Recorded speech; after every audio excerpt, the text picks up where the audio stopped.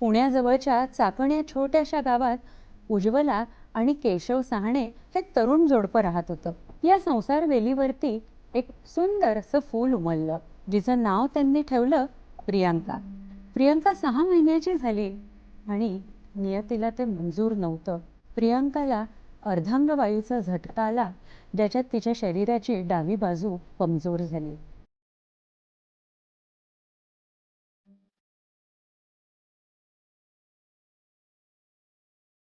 अनेक संकटांचा सामना करत या प्रेरणा सहाणे आणि तिच्या कुटुंबियांनी यश खेचून आणलं आणि दिव्यांग प्रियांकाची अनेक वर्षांनंतरच्या तपस्येनंतर आज ओळख बनली आहे जागतिक कीर्तीची भरतनाट्यम नृत्यांगना प्रेरणा केशव सहाणे. कसा घडला हा चमत्कार आज आपण जाणून घेणार आहोत प्रेरणाच्या आईकडून, डॉक्टर उज्ज्वला केशव सहाणे यांच्याकडून.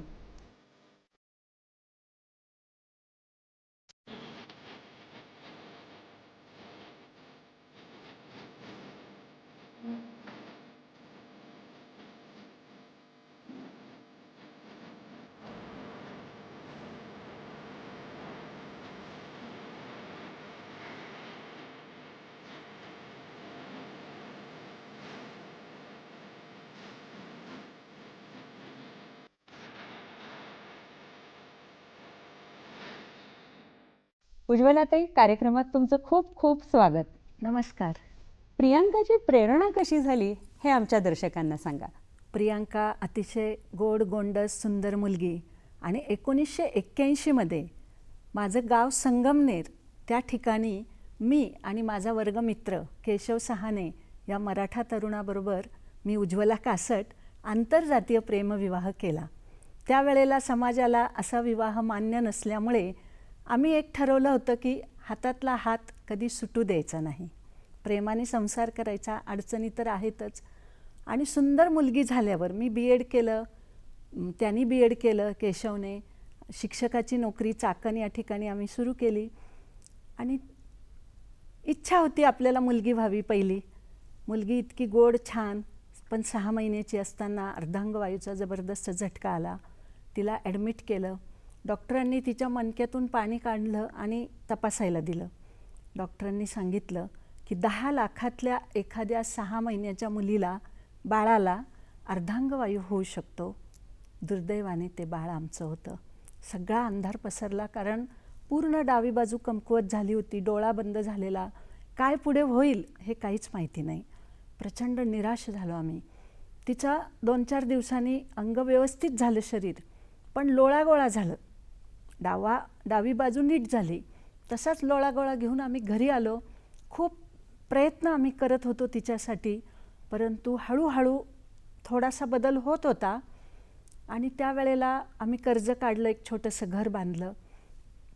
तर ती ह्या खोलीतून त्या खोलीत बोलवल्यावर येत नाही, शिवाय पायात शरीरात ताकद नव्हतीच, अशी खुरडत असायची ती. तेव्हा जरा शंका आली की आणखी काही आहे का. आणि मग शेजाऱ्यांनी सांगितलं की तिला ऐकू येत नसावं. त्याप्रमाणे आम्ही ऑडिओमेट्री करण्यासाठी तिची कानाची तपासणी गेलो. आणि मग तिथे आम्हाला समजलं की 130 डेसिबलला सुद्धा ती रिस्पॉन्स देत नाही. म्हणजे तिला जे अर्धांगवायू झाला होता त्याच्यामध्ये तिचं हिअरिंग सेंटर मेंदूतलं पूर्णपणे डॅमेज झालं आणि डॉक्टरांनी सांगितलं तिला कधीही ऐकू येणार नाही आणि जास्त लॉस असल्यामुळे मशीनचा पण फार उपयोग होणार नाही. म्हणजे तिहेरी अपंगत्व तिला होतं. चालता येणार नाही, बोलता येणार नाही, ऐकू येणार नाही आणि त्याच्यावर उपचार नाही जगात कुठेच. हे समजल्यावर आम्ही पूर्ण खचून गेलो. आम्हाला अगदी वाटलं होतं की आपण समाजाशी लढतोय, आंतरजातीय विवाहात सक्सेस होतोय, पण निराश झालो, हरलो आम्ही आयुष्यामध्ये आणि आम्ही निर्णय घेतला की आता मार्गच नाही, कर्ज झालेलं तर काय करायचं. एकच गोष्ट होती आमच्यासाठी, ती म्हणजे आत्महत्या. आम्ही चौफेर विचार केला, मुलीसह आयुष्य संपवायचं असं पक्का आमचा निर्णय झाला. 1 मे ही तारीख एवढ्यासाठी ठरवली की शैक्षणिक वर्ष संपत होतं आणि सर्व लोक सुट्टीचे प्लॅनिंग करत होते, आम्ही आत्महत्येचे करत होतो. त्या दिवशी आम्ही सगळी तयारी केली. तो दिवसही उजाडला, काही सामानही नव्हतं घरात. अचानक आमच्याकडे आमचे एक मित्र अमरावतीचे आले आणि ते माझी बहीण जी आहे अकोला इथे, डॉक्टर वंदना बागडी, तिला ओळखत होते. मग ते आले, त्यांच्या लक्षात आलं की इथे काहीतरी घडलं आहे, कारण मनस्थिती परिस्थिती एकदम तशीच होती. मग ते मला म्हणाले की तुम्ही पत्र लिहा तुमच्या बहिणीला. आता मी काय लिहिणार होते दुसरं, जे माझ्या आयुष्यात चालू होतं तेच मी तिला कळवलं की असं असं झालं आहे ना, आम्ही काय आपण परत भेटू शकणार नाही, आम्ही आत्महत्या करतो आहे. त्यांनी ते पत्र वाचलं, लगेच गावात जाऊन तिला फोन केला. रात्रीतून माझी बहीण अकोल्याहून निघाली, ती चाकणला आली आमच्याकडे आणि मग तिने आम्हाला कानाची आकृती असलेला कागद आणला होता आणि विशेष म्हणजे जवळ तिने हेलन केलरचं पुस्तक आणलं होतं. खरं मी ते पूर्वी वाचलेलं होतं, कारण मला वाचनाची अफाट आवड आहे, पण संकटकाळी काही सुचलं नाही. आणि मग कानाच्या आकृती दाखवून तिने मला सांगितलं, त्यांनी की समजावून की तिला काय झालं आहे प्रियांकाला, कशा पद्धतीने तुम्हाला पुढे जाता येईल. काही दिव्यांगांची उदाहरण दिली. हेलन केलरचं तर होतंच, त्या तर अंध पण होत्या जोडीला, तरीसुद्धा एवढं कर्तृत्व त्यांनी केलं. हळूहळू आमच्या मनामध्ये चेतना, ऊर्जा एक जागृत झाली, चैतन्य निर्माण झालं की आपणही काहीतरी प्रयत्न केला तर करू शकतो. आणि मग त्या भावनेतून रात्रभर आम्ही बोलत होतो. दिवस उगवला, गच्चीवर गेलो, सूर्य उगवत होता, नवीन सूर्य, नवा दिवस, नवं आयुष्य. मी म्हणाले की आपण समाजाशी लढलो, आता निसर्गाशी लढूया. मग केशवनी मला सांगितलं, उगवत्या सूर्याला साक्षी ठेवून, की आपण दुसरं मूल होऊ द्यायचं नाही, आपलं आयुष्य समर्पित या मुलीला, आणि महत्त्वाचं म्हणजे ह्या मुलांसाठी काही करता आलं तर करू. आणि सगळ्यात मुख्य गोष्ट म्हणजे आजपासून तिचं नाव आपण प्रेरणा ठेवायचं. अशा प्रकारे प्रियांकाची प्रेरणा झाली. उज्ज्वलाताई, तुमची बहीण डॉक्टर वंदना बागडी यांनी तुम्हाला प्रेरणाचा मेडिकल प्रॉब्लेम तुम्हाला समजेल, म्हणजे नॉन मेडिको माणसाला समजेल अशा भाषेमध्ये समजावून सांगितला आणि त्याच्यावर उपचार आहेत हे देखील तुम्हाला सांगितलं. मग कुठल्या प्रकारचे वैद्यकीय उपचार तुम्ही प्रियांकावरती केलेत? तिला जेव्हा अर्धांगवायूचा झटका आला त्यावेळेस तिचा डावा हात वाकडा झाला होता, डावा पाय वाकडा झाला होता, तोंड ओठ असे तिरपे झाले होते, नाक तिरपं झालं होतं आणि डावा डोळा पूर्ण बंद झालेला होता. त्यातून ती हळूहळू सुधारायला लागली. म्हणजे आधी डोळा उघडला, मग हात सरळ झाला, पाय थोडा सरळ झाला, पण कमरेत ताकद नव्हती आणि संपूर्ण शरीर असं कापसासारखं, म्हणजे जणू काही त्याच्यामध्ये जीव नाही, संवेदना नाही, अशा प्रकारचं होतं. आणि मग बहिणीने जेव्हा तिला पण पाहिलं आणि मग सांगितलं की वेगवेगळ्या डॉक्टरांकडे अशा जा तुम्ही स्पेशालिस्ट. मग आम्ही त्याप्रमाणे घेऊन गेलो.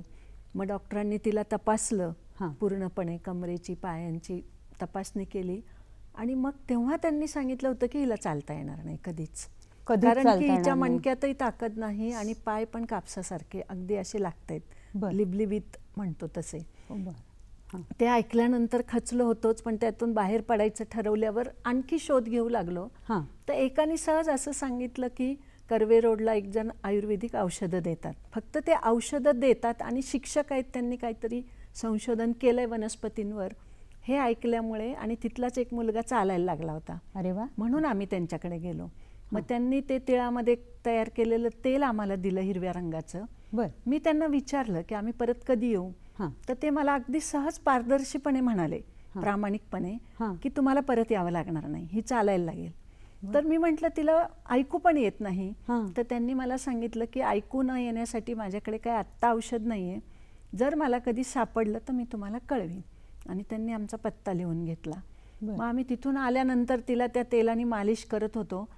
पण मनामध्ये आशा निराशा होती की काय होतंय काय होतंय. तर हळूहळू म्हणजे 15 दिवस 3 आठवड्यांनी तिच्या पायांमध्ये शक्ती यायला लागली. वा. हे मालिश करताना कडक व्हायला लागले हे लक्षात आलं. हां. एक दिवस संध्याकाळी ती टिपवायला धरून हळूहळू उभं राहण्याचा प्रयत्न करत होती.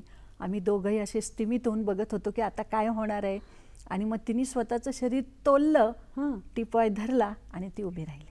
वा. ती उभी राहिल्याबरोबर डोळ्यातून अश्रू व्हायला लागले की किती मोठा चमत्कार घडला हा. खरंच. आणि ती नुसती उभी राहिली नाही, तिने पहिलं पाऊल टाकलं. मग ती पळायला लागली, सगळ्या घरभर ती पळून आली. वा. आणि आम्ही पण दोघं हसत होतो, रडत होतो. अशा प्रकारे एक खूप मोठा प्रश्न जो आहे तो मिटला. मग कानाचा राहिला आता बहिरेपणा. त्यासाठी मग आम्ही परत ऑडिओमेट्री करायला गेलो. आणि मग तिथे समजलं की खूप मोठा आहे बहिरेपणा. म्हणजे प्रचंड मोठा बॉम्बस्फोट झाला तर तिला फक्त असा अगदी हलका आवाज ऐकू येईल अशी तिची अवस्था आहे. त्यावेळेला डॉक्टर लागूंनी तुम्हाला काहीतरी मदत केली, तो किस्सा सांगा ना आमच्या प्रेक्षकांना. दूरदर्शनवर एक जाहिरात यायची. बर. ती कानाने बहिरा असं काहीतरी. आणि त्याच्यामध्ये डॉक्टर लागू निवेदन करायचे. ते निवेदन त्यांचं असं होतं की मुंबईला आलियावर जंग नावाचं कर्णबधिरांसाठी इन्स्टिट्यूट खूप चांगलं आहे. अच्छा. तर प्रत्येक जे कर्णबधिर आहेत त्यांनी तिथे जाऊन तपासणी करा आणि बरं. त्यातून तुम्हाला खूप माहिती मिळेल, मार्ग सापडतील, मशीन घेता येईल कानाचं वगैरे. ती जाहिरात पाहून आम्ही मुंबईला आलियावर जंग इन्स्टिट्यूटला गेलो. बर. तर आम्ही चाकणहून गेलो होतो त्यावेळेला, आम्ही तिथे राहत होतो. तर तिथे गेल्यानंतर त्यांनी आम्हाला सांगितलं की ते मशीन बंद आहे सध्या, काहीतरी टेक्निकल प्रॉब्लेम आलाय. मी पाहिलं तर खेड्यापाड्यातून खूप लोक ती जाहिरात पाहून आलेले होते तपासण्यासाठी. काही लहान मुलं घेऊन, काही अगदी हातावर पोट असलेले मजूर, आदिवासी लोक. मला खूप वाईट वाटलं की ह्या लोकांची चक्कर वाया जाणार. बरोबर. आणि मग किती दिवस मशीन दुरुस्त होईल तर त्यांना काही माहिती नव्हतं, आम्हाला सांगता येणार नाही. म्हणजे त्या लोकांनी किंवा मी कधी यायचं परत, हा प्रश्न होता ना. बरोबर. मग मी चाकणला आल्यानंतर काय माहिती, मी थोडा असाच आहे माझा स्वभाव की काहीतरी धडपड करीत राहायचं. मग मी विचार केला की आपण डॉक्टर श्रीराम लागूंना डायरेक्ट फोन करू आणि त्यांना सांगू की तुम्ही जाहिरात दूरदर्शनवर करताय पण मशीन बंद आहे. लहान मुलांसाठी वेगळं मशीन असतं, मोठ्यांसाठी वेगळं असतं. तर लहान मुलांचं बंद आहे. मग मी ती टेलिफोन एक्सचेंजमध्ये गेले, नंबर त्यांचा डिरेक्टरीतून घेतला. आणि तेव्हा काय असं लपवाछपवी नटनट्यांची किंवा खूप मोठे आपण आहोत असं काही नव्हतं. सरळ साधा सगळ्यांचाच कारभार होता. मी तिथून त्यांना फोन लावला आणि तो विशेष म्हणजे साक्षात डॉक्टर लागूंनीच उचलला. आणि त्यांना मी सांगितलं की मी अशी अशी बोलते आणि मी मुलीला घेऊन गेले, तुम्ही जी जाहिरात करताय ती सध्या बंद आहे मशीन. ते म्हणले तुम्ही तिथेच थांबा, माझ्याकडे हा नंबर तुमचा म्हणजे मी घेतो आणि तुम्हाला तिथेच फोन करतो परत. तुम्ही तिथे 15 मिनिटं बसा. मग आम्ही गप्पा मारीत बसलो. तर मला आलियावर जंग मधून फोन आला तिथे की आम्ही ते मशीन दुरुस्त करतोय, 3 दिवसांनी तुम्ही तुमच्या मुलीला तपासायला घेऊन या. आणि नंतर डॉक्टर लागूंचा पण फोन आला. तुम्ही सांगितल्यामुळे मला कळलं की तुमच्यासारखे व जागरूक पालक. थोडं त्यांनी कौतुक केलं. म्हणजे मी म्हटलं कौतुकासाठी नाही, पण त्या लोकांची निराशा बघून मी तुम्हाला हे कळवलं. आणि 2-3 दिवसात ते मशीन आम्ही परत गेलो, मशीन दुरुस्त झालेलं होतं. आणि ते इन्स्टिट्यूट म्हणाल तर खरोखर खूप चांगलं आहे, आजही चांगलं आहे. भारतातील ते उत्तम इन्स्टिट्यूट आहे. तिथे सायकोलॉजी तपासणी सुद्धा होते त्या मुलांची, पालकांची आणि इतर गोष्टींचं मार्गदर्शन उत्तम मिळतं. आणि मग अशा प्रकारे आम्ही तिला मग ते घेतलं होतं हिअरिंग एड आणि तिची ते वैद्यकीय तपासण्या करून हे लक्षात आलं की आता बहिरेपणा जाणार नाही. आपण ऐकण्याची शक्ती देऊ शकणार नाही, पण इतर ज्या गोष्टी जगात आहेत त्या तिला देऊ शकतो.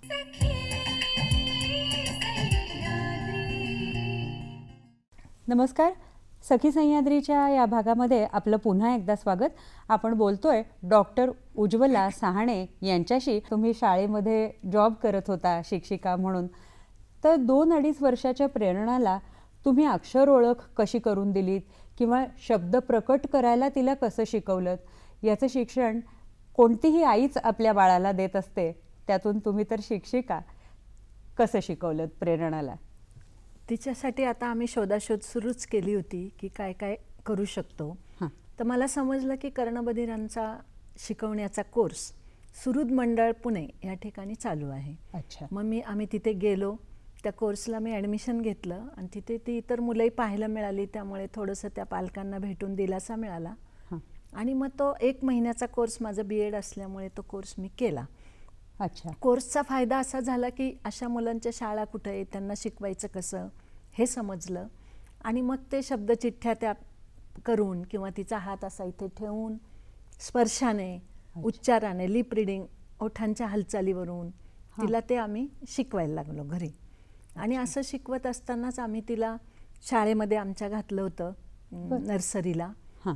तिथे ती शिकत होती. परंतु तिला पहिली जायच्या आधीच शाळेने सांगितलं की ती मूकबधीर आहे, तिला काही या शाळेमध्ये आम्ही ठेवू शकत नाही. अच्छा.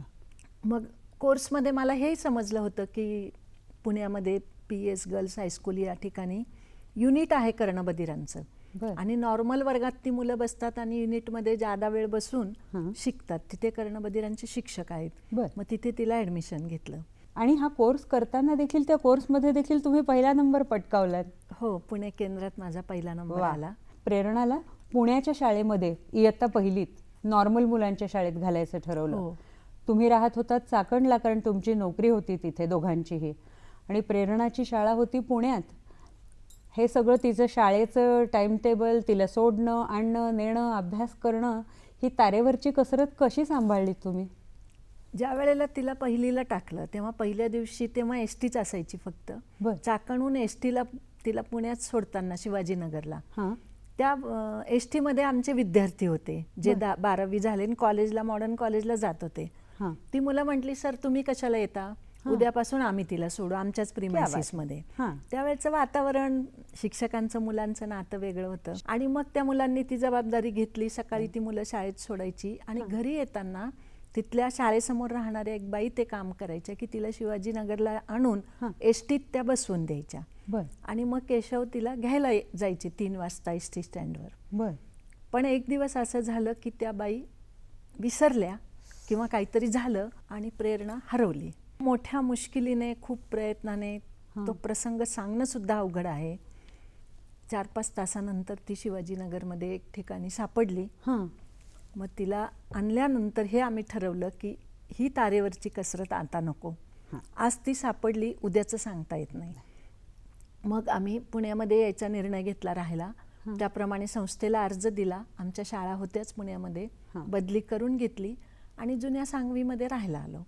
तर अशा प्रकारे मग तिचं शिक्षण सुरळीत सुरू झालं. या मुलांना शालेय शिक्षणाबरोबरच थोडं काही व्यावसायिक कौशल्य त्यांच्या जागी निर्माण करावं असं तुम्हाला काही वाटलं का? काही छंद प्रेरणाने जोपासले का? किंवा तुम्ही त्यासाठी काही विशेष प्रयत्न केलेत का? प्रेरणाने शिक्षणाबरोबर काहीतरी इतर कला शिकावी अशी माझी खूप इच्छा होती. मग तिला पेंटिंग शिकवण्याचा प्रयत्न केला. पेंटिंग ती शिकत होती. तिला ज्वेलरी करायला आवडते हे लक्षात घेतल्यावर केशव यांनी स्वतः आधी ज्वेलरी तयार करायचा कोर्स केला. अरे वा. आणि घरातच क्लास चालू केला की जेणेकरून ती पण शिकेल. अच्छा. आणि मग ती ज्वेलरी पण करायला शिकली. अशा प्रकारे शालेय अभ्यास, स्पोर्टमध्ये पण होतीच. मल्लखांबचं पण प्रशिक्षण तिने घेतलं होतं, ते अर्थात तिच्या वडिलांकडूनच. आणि मग त्याचे ती कार्यक्रम करून दाखवायची. कोणी शाळेमध्ये आलं की मग ते दोर मल्लखांब ती करायची त्यावेळेला. आता प्रेरणाने मला असं वाटतं तिचं कीन ऑब्झर्वर असणार आहे ती, कारण की ह्या सगळ्या गोष्टी बघून बघून ती आत्मसात करत होती. तर असा कुठला सिक्स्थ सेन्स तिच्यामध्ये होता असं कधी जाणवलं का तुम्हाला? परीक्षा ज्या असायच्या त्या फार अवघड. एक एक शब्द ह्यांना शिकवणं हे अतिशय अवघड आहे. जेव्हा आई हा शब्द आपण 1000 वेळा तिच्या समोर उच्चारू तेव्हा ते आई हा शब्द ते आत्मसात करतात. आणि ही सगळी भाषा अशी अख्खी शिकायची आहे. मराठी भाषेला आणि आपल्याला माहिती आहे की खूप शब्द आहेत. तर ती कधी कधी असं व्हायचं की तिचा अभ्यास चांगला झालेला असायचा, परंतु वेगळ्या भाषेत जर प्रश्न आले तर तिला ते सोडवता यायचे नाही. अच्छा, म्हणजे प्रश्न तोच पण तो थोडासा जसं मग ती एकदा ट्विस्ट करून परीक्षेत घालतात. बरोबर. मग एकदा असंच झालं की तिला बाहेर आल्यावर कळलं की या प्रश्नांची उत्तरं आपल्याला येतात. मग ती अतिशय म्हणजे रागवून घरी आली की मीच का बहिरी, मीच का अशी. बाकीच्या सगळ्या मुलांना ऐकू येतंय, ते छान लिहितात, पण मला लिहिता नाही आलं. म्हणजे ती इतकी चिडलेली होती. तिने घरी आल्यानंतर सगळं फेकाफेक केली, देव फेकून दिले आणि प्रचंड रडत होती. तिच्या मीच का बहिरी या प्रश्नाला आमच्या दोघांकडे काहीच उत्तर नव्हतं. खरं. आम्ही पण रडायला लागलो की आता हिला उत्तर काय द्यायचं, ही खचून गेली तर कसं होईल पुढे. आणि मग ती खूप रडता रडता अशी झोपली तिथेच, असं फरशीवर डोकं टेकवून. बर. अर्धा तास ती झोपली, पण आमच्या मनात कालवा कालव होत होती. काय नाही, ती उठली आणि आमच्या दोघांकडे बघून हसली आणि म्हटले असू दे, मी जशी आहे तशी छान आहे. म्हणजे तेवढ्या वेळामध्ये तिच्या मनाने तिला स्वतःला स्वीकारलं होतं. बर. ही तिच्या यशाची पहिली पायरी आहे. वा. जोपर्यंत आपण जसे आहोत तसे स्वतःला स्वीकारत नाही तोपर्यंत आपल्याला पुढे जाता येत नाही. आता प्रगतीचे रस्ते सुरू झाले इथून.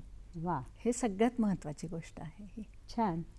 आणि प्रेरणा टी व्ही बघायची तुम्ही म्हणायचं, ती म्हणलात की तिला टी व्ही बघायला खूप आवडायचं. टी व्हीवरती बघून ती नाच करायची किंवा टी व्हीवरचे सिनेमे ती बघायची. आणि तिचे अतिशय आवडीचे हिरो होते ते म्हणजे नाना पाटेकर. नाना पाटेकर आणि प्रेरणा यांचा काय किस्सा आहे, त्यांचं नातं कसं आहे, आमच्या प्रेक्षकांना सांगा. असं झालं एकदा की ती पाहत होती सिनेमा आणि नाना पाटेकरांचा बोलण्याचा आवेश एकदम असं जोरात, तो तिला आता शब्द ऐकू येत नसले तरी ते कळत होतं. आणि मी ती म्हणायची किती छान करतात ते, असे येतात जोरात आणि सगळे लोक मग त्यांना घाबरतात वगैरे, असं ते सगळं तिला आवडायचं. मग त्यांची पिक्चर अगदी लागले की ती आवर्जून बघायची. मग त्याच सुमाराला खामोशी सिनेमा आला. अच्छा. तर आम्ही ठरवलं की तिला तो आवर्जून आपण दाखवू. आम्ही तिला चित्रपट दाखवायला नेल्यानंतर अर्धा चित्रपट झाला असेल, ती खूप विचारात पडली आणि मग ती सिनेमागृहात मोठमोठ्याने रडायला लागली. मग तिचं असं म्हणणं होतं की असं का करतायत नाना. मी तिला म्हटलं ते अभिनय करतायत, पण अंधारामुळे आम्ही एकमेकींना दिसत नव्हतो आणि त्यामुळे तिला कळत नव्हतं, हातवाऱ्यातून किंवा माझ्या लिप रिडिंग तिला दिसत नव्हतं. तिला सांगितलं की ते अभिनय करतात ते नाही. ती म्हटली ते खरंच असे झालेले आहेत, म्हणजे ते इतके जोरात बोलणारे असे झाले आमच्यासारखे. त्याचं तिला खूप वाईट वाटलं, तिचं रडूच थांबत नव्हतं. शेवटी आम्ही सिनेमा अर्धा सोडून घरी आलो. मग तिला मी नीट समजावून सांगितलं की ते अभिनय करतात, त्याचे ते पैसे घेतात. मग तिला खूप राग आला. ती म्हटली मग ते आमची चेष्टा करतात, कारण ती लहान होती ना, अभिनय वगैरे तिला कळत नव्हतं. त्याच्यानंतर जेव्हा नाना पाटेकरांचा दूरदर्शनवर चित्रपट लागला त्यावेळेस ती म्हटली हे तर चांगले आहेत. म्हणजेच त्यांनी आमची चेष्टा केली. मग तिने अशी कट्टीची खून केली की मी कट्टी घेते आणि मग जाता येता पेपरमध्ये जरी त्यांचा फोटो दिसला वरतून तरी कट्टी आहे ती अशी फेकून द्यायची, हे कट्टी आहे, हे कट्टी आहे असं. बर. आम्ही हसायचो गंमत म्हणून. मग ते सहज कोणीतरी म्हटलं पत्र लिहा त्यांना आणि मग मी त्यांना पत्र पाठवलं की आमच्या मुलीने तुमच्याशी अशी अशी कट्टी केलेली आहे आणि ती नाराज आहे तुमच्या. अच्छा. तर विशेष म्हणजे त्यांचा मला फोन आला, त्यांनी आम्हाला बोलवून घेतलं भेटायला. मग आम्ही त्यांना भेटायला गेलो. त्यांनी 15 मिनिटं दिलेली होती, पण त्यांनी 1.5 तास तिच्याशी गप्पा मारल्या. ते म्हणाले की मी या मुलांच्या मध्ये खामोशीसाठी राहिलो, त्यामुळे तुम्ही मध्ये बोलायचं नाही, आम्हीच दोघं बोलणार. आणि पत्रकारांपेक्षा तिने त्यांना प्रश्न विचारले. नानांनी अगदी स्वतःच्या हाताने तिला लाडू वगैरे खाऊ घातला आणि मग मनामध्ये ते सगळी भेट रेंगाळतच होती. मग ते लिहून काढलं मी. बर. आणि एका वर्तमानपत्रामध्ये दिलं. तर मला वाटलं काय, पण ते दिलेलं वाचल्यानंतर त्या पत्रकार मुलीनी मला घट्ट मिठी मारली. इतकं ते छान आलंय. अच्छा. मग त्यावेळेला ते छापून आलं. बर. आणि पूर्ण महाराष्ट्रात ती पुरवणी गेली. अच्छा. तर त्याच्यावरती मला 2 अतिशय असे पत्र आले अविस्मरणीय. एक तर डॉक्टर अनिल अवचट यांनी पत्र पाठवलं आणि दुसरं नाशिकहून विवा शिरवाडकरांचं पत्र आलं की खूप छान आहे आलेख आणि एकूणच. तर त्याच्यामुळे काय होतं की आपल्याला प्रोत्साहन मिळतं पुढे जाण्यासाठी.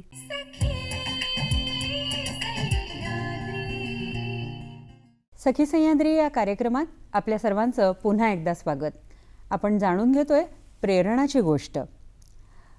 उज्ज्वलाताई, प्रेरणा ड्रॉइंग पेंटिंग करत होती, खेळ खेळत होती, पण मग ती नृत्याकडे कशी वळली हे सांगा. हा सुद्धा एक वेगळाच किस्सा आहे. औंधच्या शाळेत असताना आमच्या स्नेहसंमेलनात एका मुलीने खूप सुंदर नृत्य सादर केलं आणि मी तिला भेटून तिला सहज विचारलं. ती म्हटली मला गुरूंनी शिकवलं आहे, माहीत नाही माझ्या तोंडातून कसे शब्द बाहेर पडले, मी आजही याचं उत्तर देऊ शकणार नाही. पण मी तिला अचानक म्हणाले की तुझ्या गुरु माझ्या मुलीला नृत्य शिकवतील का. ती म्हणाली हो, का नाही शिकवणार. लगेच ती शाळा सुटल्याबरोबर आली आमच्याकडे. इथेच गुरु राहतात, त्यांचं नाव शुमिता महाजन. मग आपण तिथे जाऊ. मग आम्ही गेलो त्यांच्या घरी. म्हणजे त्या क्षणी तर मी खरं त्या विद्यार्थिनीसाठी गेले त्यांच्याकडे. आणि मग तिथे गेल्यानंतर त्यांच्या आई भेटल्या. त्या खूप छान त्या गुरु कॉलेजमधून आल्या. मग त्या तरुण मुलीला पाहून मला असं वाटलं की मूकबधीर ही संकल्पना काही ह्यांना माहिती नसेल. मी त्यांना विचारलं, तुम्ही शिकवता का नृत्य? त्या म्हटल्या, हो. म्हटलं, कधीपासून? आत्तापासून. बर. मग त्यांनी लगेच तिला म्हटलं की काय पाहिलं दोघींनी एकमेकींच्या डोळ्यात, माहिती नाही. मग मी म्हटलं की तुम्ही शिकवणार, पण तिला संगीत, सूर, ताल ज्या बेसिक गोष्टी आहेत नृत्याच्या त्या ऐकूच येत नाही. आणि हे जे नृत्य आहे ते भरतनाट्यम, शास्त्रीय नृत्य, ते शिकवणं तसं तिला अवघड होणार आहे. त्या म्हटल्या, नाही मी शिकवते तिला. म्हणजे त्यांनी त्या क्षणी ते चॅलेंज स्वीकारलं. दोघींनी एकमेकींकडे पाहिलं, हसल्या आणि त्या म्हटल्या की अशा अशा प्रकारे नमस्कार कर. आता हिला काहीच येत नसल्यामुळे ती बुटकन खाली पडली छोटी. आम्ही सगळे हसलो. खरं तर माझ्या डोळ्यात पाणी आलं होतं, कारण की तिला कोणीतरी स्वीकारलं होतं. आणि मी त्या क्षणी हा विचार केला की नॉर्मल 4 मुलींमध्ये ती जाईल, थोडं वेगळं जग पाहिल, नृत्य शिकते की नाही ही वेगळी गोष्ट आहे. अशा प्रकारे तिचं नृत्य शिक्षण सुरू झालं. कसा सुरू झाला हा नृत्याचा प्रवास? सुरुवातीला त्यांनी व्यायाम प्रकार आणि आडवू जे प्राथमिक आहे ते घेत होत्या. तर ग्रुपमध्ये ती करत होती. त्यांनाही नीट कळत नव्हतं की नेमकं भरतनाट्यममधल्या संकल्पना तिला कशा सांगायच्या, आणि तिलाही समजत नव्हतं. मग त्यांचं 3-4 वर्ष त्यातच गेले जवळजवळ. मग एकदा असं झालं की सिनियर मुलींना जे करायला सांगितलं होतं ते ही म्हणाली की मी पण करून दाखवते. हिला शिकवलेलं नव्हतं. अच्छा. पण तिने आपलं त्यांना मी करू का असं खुणवलं. त्या म्हटल्या, बरं तू करून दाखव. असं एक आपण कधी कधी म्हणतो ना, ठीक आहे बा. तर तिने ते अतिशय सुंदर पद्धतीने त्या अवघड मुद्रा सादर केल्या. बर. त्या बघितल्यानंतर गुरूंच्या हे लक्षात आलं की संगीत, सूर, ताल म्हणजे त्यांचं स्वतःचं हे म्हणणं आहे की संगीत, सूर, ताल तिच्या शरीरातच आहे, मी फक्त तिची मार्गदर्शक आहे. त्यांनी मला फोन केला आणि सांगितलं की आपण तिचं अरंगेत्रम करू, म्हणजे पहिला स्टेज शो. आणि ते स्वप्न मग आम्ही पाहिलं. मग त्या तयारीला त्या लागल्या. मग त्यासाठी त्यांनी अनेक प्रयोग केले. कधी डोळे बांधून काठीला घुंगरं लावून तिला हातावर ताल द्यायचा प्रयत्न केला, कधी टाळ्या वाजवून तिच्या हातावर ताल द्यायचा प्रयत्न केला. काही असे खूप प्रयोग केले. काही प्रयोग फसले, सगळे हसायचो. काही चांगले झाले, तिला लक्षात येत राहिलं. आणि मग हळूहळू काउंटिंगने आणि त्यांनी शिकवायला सुरुवात केली. 14 वर्ष ती त्यांच्याकडे शिकली आणि 14 वर्षानंतर तिचं टिळक स्मारक मंदिर इथे अरंगेत्रम झालं. गुरूंनी मला सांगितलं होतं की ती कोणीतरी मूकबधीर मुलगी डान्स करते म्हणून लोक टाळ्या वाजवतील. त्या टाळ्या मला नको. जाणकार लोक येतील आणि ते जाणकार लोक ती बरोबर करते शुद्ध शास्त्रीय पद्धतीने. पूर्ण प्रोग्राम त्यांनी तसा बसवला. 40 मिनिटाचं वर्णम त्याच्यामध्ये होतं, पदम होतं, म्हणजे जे काही शुद्ध शास्त्रीय प्रकार आहेत ते बसवले. आणि त्या प्रकार त्यांनी अतिशय उत्तम रीतीने सादर केले. आम्ही पत्रकार परिषद घेतली होती, त्यामुळे 1000 लोक तिला बघण्यासाठी आले आणि खेळून राहिले की एक मुलगी हे करू शकते. हे अविश्वसनीय दृश्य होतं. ते तिथे साकार झालं. काय काय करते ती नॉर्मल मुलांसारखं? ती तिचं नॉर्मल जीवन जगते. तिचा विवाह झालेला आहे. बर. ती कर्णबधीर मित्रमंडळामध्ये जे वधूवर सूचक चालतं त्या ठिकाणी स्वप्नील दीक्षित या तरुणाबरोबर तिचा विवाह झालेला. ते पण कर्णबधीर आहेत. बर. त्या मंडळ आम्हाला इतकं आवडलं की आम्ही दोघंही आता तिथे काम करतो. अच्छा. आणि तिला एक छान नॉर्मल मुलगा आहे. बर. ती स्वतः गाडी चालवायला आम्ही तिला शिकवलं की स्वावलंबी झालं पाहिजे. कारण इतके वर्ष तिचे वडील, 16 वर्ष तिचे बाबा तिला घेऊन जात होते क्लासला, बाहेर बसत होते, घरी आणत होते. ऊन, वारा, पाऊस. जेजुरीला बदली झाली होती, जाऊन येऊन करायचे पण न्यायचे. आणि त्यांचं म्हणणं होतं की पालक जर थांबले तर विद्यार्थी पुढे मूल काही करणार नाही. बरोबर. म्हणून त्यांनी केलं. तर आता मग तिला गाडी शिकवली, स्वयंपाक छान करते. अरे वा. बाकी पेंटिंग वगैरे आहेच. मैत्रिणी खूप आहेत तिला. बर. त्यांचे ग्रुप आहेत मूकबधिरांचे.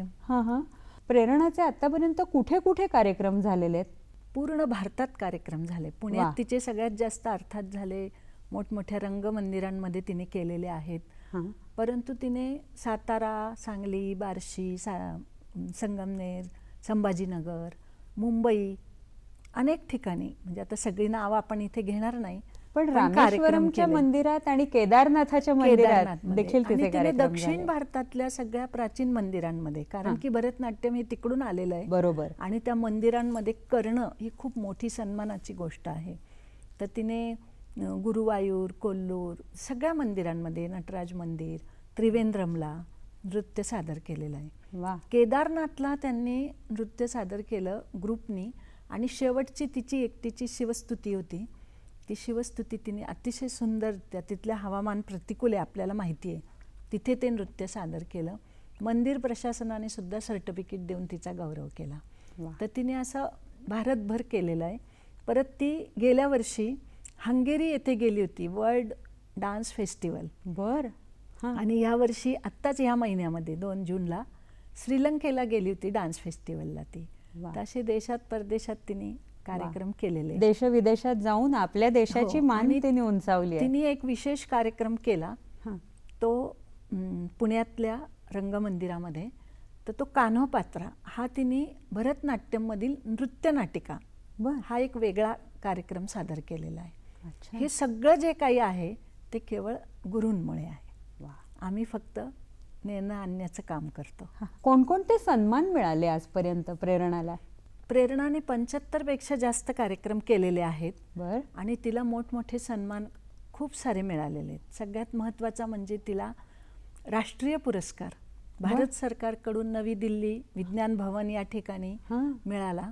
तत्कालीन जे अर्थमंत्री होते अरुणजी जेटली यांच्या हस्ते तिला रोल मॉडेल हा राष्ट्रीय पुरस्कार मिळालेला आहे.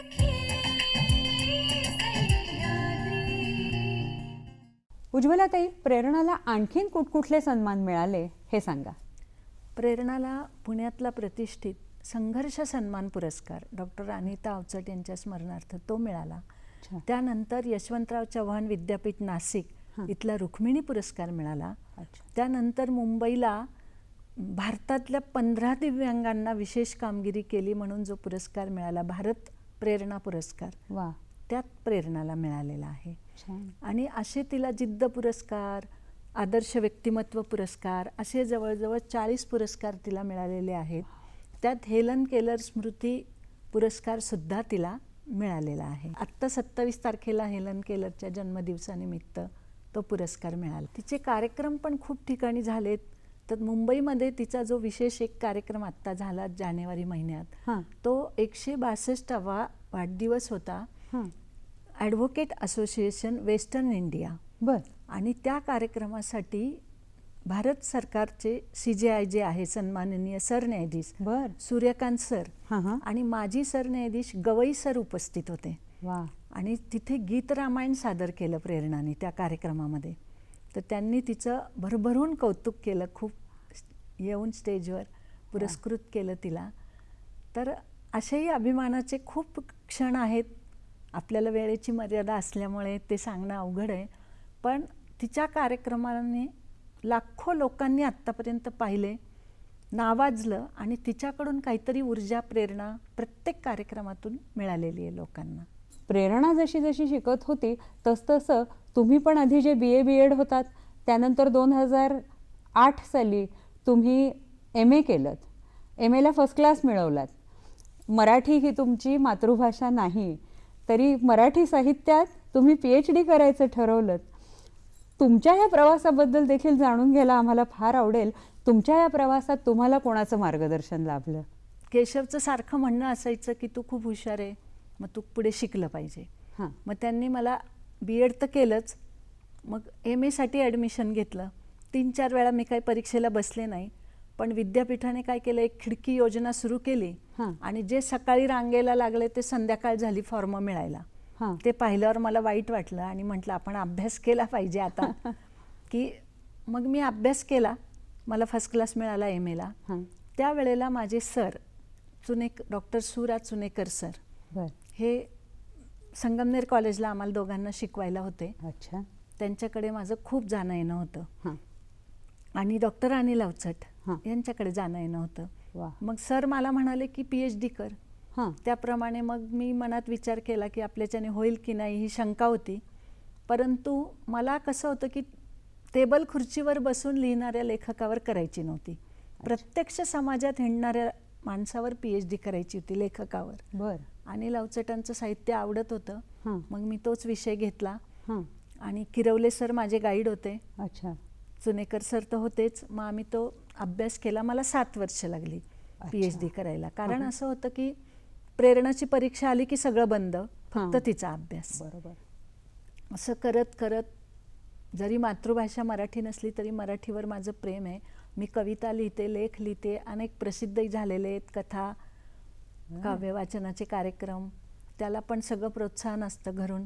माझ्या PhDच्या वेळेला केशवने सगळं घर सांभाळलं होतं.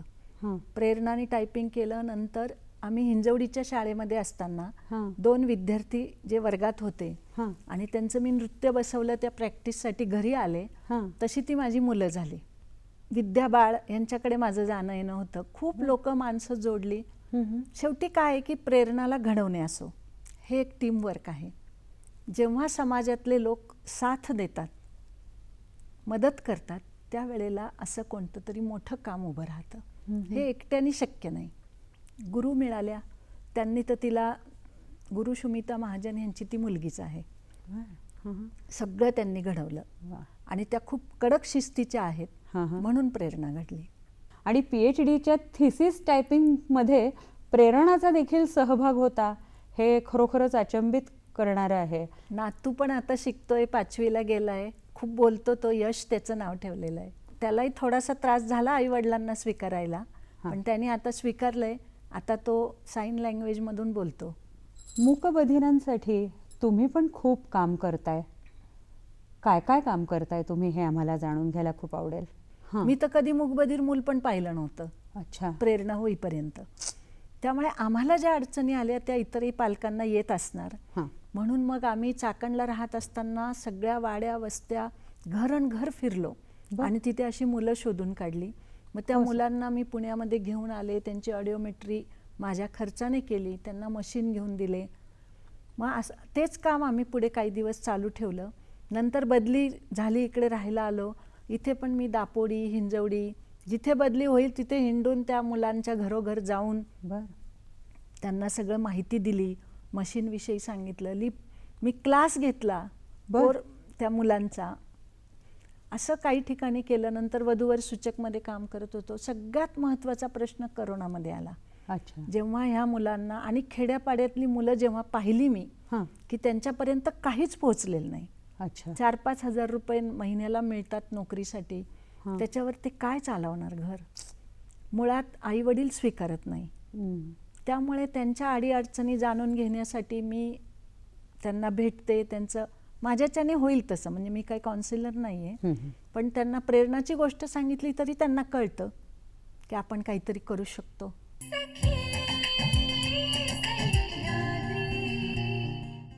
प्रेरणा द साऊंड ऑफ सायलेन्स हे पुस्तक लिहिण्यामागे काय प्रेरणा होती? ती प्रेरणा तर मनात माझ्या आहेच आणि वाचनाची आवड असल्यामुळे अनेक पुस्तकं वाचलेली आहेत. पण हे पुस्तक लिहावं असं काही माझ्या लक्षातही कधी आलं नाही. पण जेव्हा हे सगळे किस्से मी डॉक्टर अनिल अवचट यांना किंवा माझे सर, मग त्यावेळेस सर पण मला म्हणाले तू पुस्तक लिही, अवचट मला म्हणाले पुस्तक लिही. मग जेव्हा कधी फोन व्हायचा किंवा मी भेटायला जायचे, कुठपर्यंत आलं पुस्तक असं ते मला विचारायचे. आणि तिच्या गुरु सुमिता महाजन यांनी सांगितलं हे सगळं लिहून काढ, म्हणजे मग लोकांना ते कळेल. तर मग मी त्याप्रमाणे अगदी तिचा कार्यक्रम ठेवला होता, नाद द साऊंड ऑफ सायलेन्स. मग त्या कार्यक्रमामध्ये ते पुस्तक प्रकाशित व्हावं अवचटांच्याच हस्ते अशी इच्छा होती. 1च महिना राहिलेला होता. म्हणजे ते लिहिलं 3 आठवड्यामध्ये पुस्तक. 3 आठवड्यात पूर्ण पुस्तक लिहिलं आणि ते प्रकाशित पण केलं. तर त्याचं प्रकाशन मी स्वतःच केलेलं आहे. आणि प्रकाशित त्या कार्यक्रमामध्ये झालं. आणि त्या पुस्तकाला नाव दिलं प्रेरणा द साऊंड ऑफ सायलेन्स. आणि ते पुस्तक इतकं आवडलं सगळ्यांना. आता ते पुस्तक वाचल्यानंतर अनेक दिव्यांग मुलांच्या पालकांना तर मिळालीच प्रेरणा, परंतु नॉर्मल लोकांना सुद्धा आपल्या अपयशातून, दुःखातून, खचलेल्या स्थितीतून बाहेर येण्यासाठी पुस्तक मार्गदर्शक ठरलं. असे अनेक फोन पत्र प्रत्यक्ष भेटीतून लोकांनी मला सांगितलेलं आहे. वा. आणि या पुस्तकाला राज्य सरकारचा लक्ष्मीबाई टिळक पुरस्कार देखील प्राप्त झालेला आहे. ते पुस्तक मी वाचलेलं आहे. त्या पुस्तकातनं डॉक्टर उज्ज्वला साहाणे यांच्यातली साहित्यिका अजिबात डोकावत नाही, तर डोकावते एक आई, जिनी जसे जसे अनुभव आठवतील तसतसे पुस्तकामध्ये तुम्ही जॉट डाऊन केलेले आहेत. ते असे सण तारीख वार ह्याप्रमाणे नाही आहेत, मनात आलं आणि ते लिहिलं. पण ते इतकं प्रांजळपणे लिहिलेलं आहे की त्याला राज्य शासनाचा पुरस्कार मिळाला. हे त्या पुस्तकाचं खूप मोठं यश आहे. पुस्तकाला 2 पुरस्कार मिळाले. बरं. आपटे वाचन मंदिर इचलकरंजीचा लक्षणीय साहित्यकृती पुरस्कार आणि हा महाराष्ट्र राज्य शासनाचा लक्ष्मीबाई टिळक आत्मचरित्र पुरस्कार. वा. पण अजून एक मोठा पुरस्कार मिळालेला आहे. कुठला? माधवीताई, तो पुरस्कार खूप वेगळा आहे. तो वा. म्हणजे डी.वाय. पाटील इंजिनिअरिंग कॉलेजमध्ये नापास झालेल्या विद्यार्थ्यांनी, हं. त्याच्या मित्रांनी, वडिलांनी ते पुस्तक, मित्राच्या वडिलांनी त्याला वाचायला दिलं. बरं. आणि सुरुवातीला असं प्रेमकथेचं आमच्या थोडं असल्यामुळे त्याला ते आवडलं हां. आणि वाचत गेला तो. हां. त्यांनी मला फोन केला हां. की मी आत्महत्या करणार होतो, हां. पण एक ऐकू न येणारी मुलगी भरतनाट्यम करू शकते, मग मी तर धडधाकट आहे, मी अभ्यास का नाही करू शकत, असं म्हणून त्याने अभ्यास केला आणि तो पास झाला. त्याचाही त्यांनी मला फोन केला होता. तर एक आत्महत्या रद्द झाली. एकेकाळी आम्ही करणार होतो आत्महत्या. हेलन केलरच्या पुस्तकाने आम्हाला जीवदान दिलं, तसं माझ्या पुस्तकाने कोणाला तरी जीवदान मिळालं. म्हणजे एक सर्कल आहे, पूर्ण झालं. आणि खरं सांगू का, जेव्हा लोक असं म्हणतात ना की आम्हाला ह्यातून काहीतरी मिळालं, जगण्याचा आमचा हेतू तोच होता आणि आयुष्य सार्थक झालं. वा. समाजामध्ये आणखीन पण अशी काही जी मुलं आहेत ज्यांच्या वाट्याला इतकं उज्ज्वल भवितव्य येत नाही, अशा मुलांना तुम्ही काय सांगाल? त्यांनी काय करावं? मी पहिल्यांदा हे सांगेल की त्या मुलांनी आधी स्वतःला स्वीकारावं. अच्छा. आपण जसे आहोत तसे योग्य आहोत. त्यानंतर आईनी स्वीकारलं पाहिजे, कारण आम्ही हेही पाहिलं आहे की पालक स्वीकारत नाही. वडिलांची सगळ्यात मोठी भूमिका आहे, त्यांनी आईला दोष देता कामा नये. हां हां. आणि मग कुटुंबानी, समाजाने सगळ्यांची जबाबदारी आहे की तुम्ही त्यांना सन्मानाने वागवा. सहानुभूती आणि करुणा नको. काही काही वेळेला असं वाटतं की कर्णबधीर, मूकबधीर किंवा अपंगत्व हे या मुलांना नाही आहे, आपल्या नॉर्मल लोकांना आहे. ऐक. आपल्या विचारांमध्ये ते आहे, म्हणून आपण त्यांच्याकडे त्या दृष्टीने पाहतो आणि त्यांना तसं वागवतो. कर्णबधीर मुलांचं तर त्यांना ऐकू येत नाही, म्हणजे ती बावळटच आहेत, त्यांना काही समजत नाहीत किंवा मतिमंद आहे असा शिक्का त्यांच्यावर बसतो खेड्यापाड्यात. ते चूक आहे, कुणी असं करू नये. त्या मुलांना वैद्यकीय मदत शासनाने, अगदीच ग्रामीण भागात असेल ऑडिओमेट्री नसते, तिथे ती मिळावी असं मी शासनाला, म्हणजे माझ्याकडून विनंती असेल की प्रत्येक मुलाची ऑडिओमेट्री ही झाली पाहिजे. त्याला ते मशीन दिलं गेलं पाहिजे. काही डोनर लोक आहेत, त्यांनी दिलं पाहिजे, तर त्याचं भाषा शिक्षण सुरू होईल. आणि शाळा आहेत, अनेक ठिकाणी निवासी शाळा आहेत, तिथे शिकवा. आणि सगळ्यात महत्त्वाचं म्हणजे या पालकांनी आपल्या मुलाला काहीतरी कला दिली पाहिजे, कारण त्यांच्याही मनात तो राग असतो की आम्हीच का असे आहोत, बाकी लोक नॉर्मल आहे. मग तो राग व्यक्त न करण्याची एक संधी या कलेतून त्यांना मिळते की ते व्यक्त होतात. मग ती चित्रकला असेल, स्पोर्ट असेल, प्रत्येकजण नृत्य शिकू शकणार नाही, ते खूप अवघड आहे. पण इतर काही गोष्टी, आणि त्याचं तुम्ही कौतुक केलं पाहिजे. आता प्रेरणा नृत्य करते, तिचं उदाहरण द्यायचं झालं तर त्यावेळेला काय होतं की लोकांना असं वाटतं तिने यावं आमच्या कार्यक्रमाला, गणेश वंदना करावी, नृत्य करावं, पण आपण मानधन तिला देणार नाही. पण तिचा मेकअपचा खर्च आहे, जाण्या येण्याचा खर्च आहे, मानधन हे दिलं गेलं पाहिजे. आणि त्याचप्रमाणे कार्यक्रम असेल तर तिकीट काढून त्यांनी स्वतःला सिद्ध केलंय. इतक्या कष्टाने, जिद्दीने, सोपी गोष्ट नाही. तर ते सिद्ध केल्यानंतर समाजाची जबाबदारी आहे की आपण तिकीट काढून तो कार्यक्रम बघितला पाहिजे. काही लोकांचं असं म्हणणं असतं आम्ही कार्यक्रम ठेवू, पण मूकबधीर मुलगी खरंच असं नृत्य करू शकते का? तर मी सांगेल की तुम्ही आधी बघा तर खरं कार्यक्रम, नाही का? आपण दहीहंडीला कोणाला तरी बोलवतो, लाख लाख रुपये देतो, ते दिले पाहिजे, त्याच्याबद्दल माझं काही दुमत नाही. परंतु याही मुलांना तेवढंच सन्मानाने बोलवून यांच्या कलेचा सन्मान केला गेला पाहिजे असं मला वाटतं. आता आम्ही मुंबई दूरदर्शनमध्ये सुद्धा शास्त्रीय नृत्यांगनेसाठी फॉर्म भरलेला आहे. बरं. ते जाता जाता तुम्हाला सांगते. अच्छा. उज्ज्वलाताई, आज तुम्ही इथे आलात आणि आमच्याशी अगदी मनमोकळ्या गप्पा मारल्यात. प्रेरणाची सगळी कहाणी तुम्ही आमच्या प्रेक्षकांना सांगितलीत, जी अतिशय रोचक, हृद्य आणि प्रेरणादायी होती. मंडळी, अथक प्रयत्नातून, जिद्दीने, निराश न होता आणि गुरुवर श्रद्धा ठेवून प्रेरणा आणि तिच्या कुटुंबियांनी या नैसर्गिक आपत्तीवर कसा विजय मिळवला हे आत्ता आपण जाणून घेतलं. उज्ज्वलाताईंच्या प्रेरणा द साऊंड ऑफ सायलेन्स या पुस्तक वाचल्यानंतर एका इंजिनिअरिंगला नापास झालेल्या विद्यार्थ्यांनी आत्महत्येचा विचार मनातनं कसा काढून टाकला आणि जीवनाकडे सकारात्मकतेनं पुन्हा कसं बघितलं हे देखील आत्ता आपण जाणून घेतलं.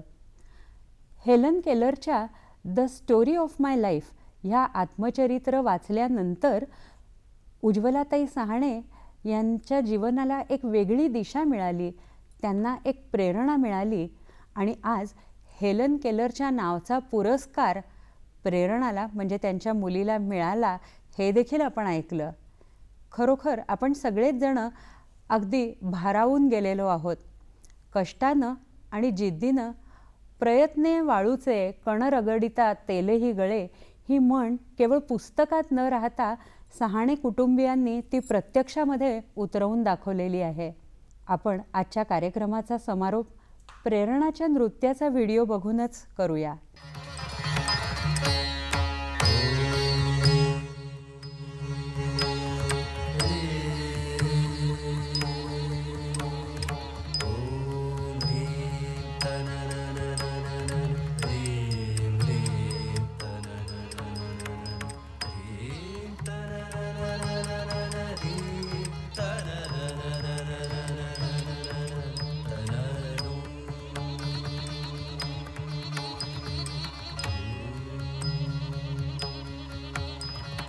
शंकर श्री गिरिनाथ प्रभु के, शंकर श्री गिरिनाथ प्रभु के, शंकर श्री गिरिनाथ प्रभु के, नृत्य विराजित चित्र सभा में, शंकर श्री गिरिनाथ प्रभु.